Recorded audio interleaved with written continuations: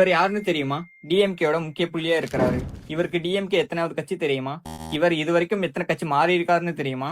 வைகோ அதிமுக கட்சி தொடங்கும் போதே இவர் சாதாரண தொண்டனா தான் அரசியல் வாழ்க்கையை ஸ்டார்ட் பண்றாரு. அதுக்கப்புறம் 1996ல கட்சி மாறி முதல் முறையா டிஎம்கேல ஜாயின் பண்றாரு.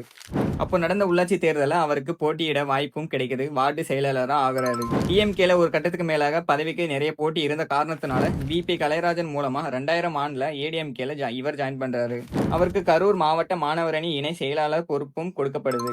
சசிகலா அவர்களோட குடும்பம் தான் அதிமுக பவர் சென்டர்னு நினைச்சுக்கிட்டு அந்த குடும்பத்து கூட நெருக்கத்தை ஏற்படுத்திக்கிறாரு. 2006ல சட்டமன்ற தேர்தலில் அவருக்கு போட்டியிட வாய்ப்பும் கொடுக்கப்படுது. அவரு கரூர்ல ஜெயிக்கவும் செய்யறாரு. எம்எல்ஏ ஆகுறாரு. மணல் கொள்ளை ஆதரிக்கும் டிஎம்கே ஒழிகன்னு குரலும் கொடுக்கறாரு. இதை பார்த்து ஜெயலலிதா கரூர் மாவட்ட செயலாளர் பொறுப்பும் கொடுக்கறாங்க.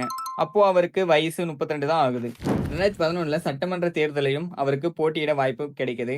போன முறை எம்எல்ஏ ஆனவருக்கு இந்த முறை போக்குவரத்து துறை அமைச்சர் பதவியும் ஜெயலலிதா கொடுக்குறாங்க. 2015 வரைக்குமே அவரோட அரசியல் சிறப்பா இருந்துச்சு.